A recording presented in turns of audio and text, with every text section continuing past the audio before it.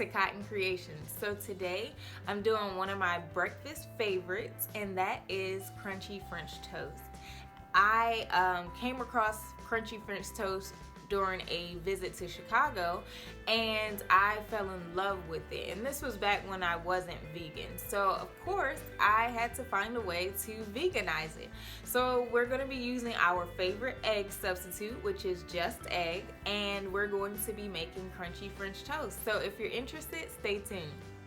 So to get started, we're going to mix together our just egg with a little bit of cornstarch, and then to that we're going to add in our sugar and cinnamon and some vanilla.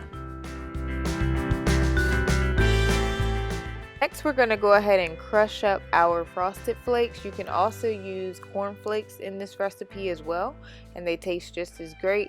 I know you could, some people like to use golden grams as well. It just all depends on what you're going for. But at this point, you just want to crush it up in your food processor or your chopper and then pour it out into a bowl.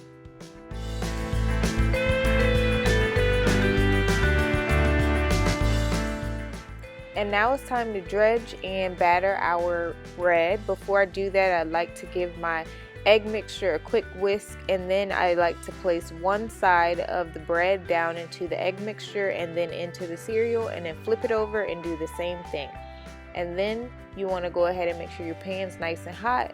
Put a little bit of oil or cooking spray, and then place your bread down and cook until both sides are golden brown. I also wanted to show you in this video that you can do French toast sticks as well by cutting your bread into thirds, and these freeze very well. So if you want to just make a whole bunch of them up all at once and then freeze some so that you have them in the future, these work great in terms of reheating in a skillet. I also reheat these in a toaster or a toaster oven, so super easy to do. You can also reheat them in a conventional oven as well.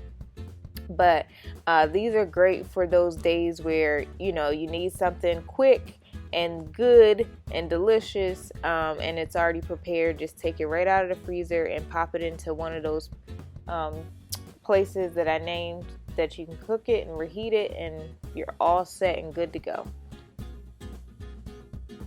And once your French toast is done, you can go ahead and top it off with your favorite fruit or your favorite French toast toppings, and enjoy.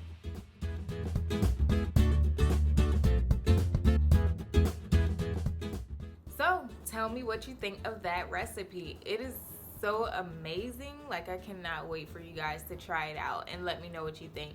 So if you like this video, make sure you give me a thumbs up. If you don't want to miss out on any more videos like this, make sure you subscribe right now down there, and drop me a comment below and let me know what you think of this recipe. And thanks for watching.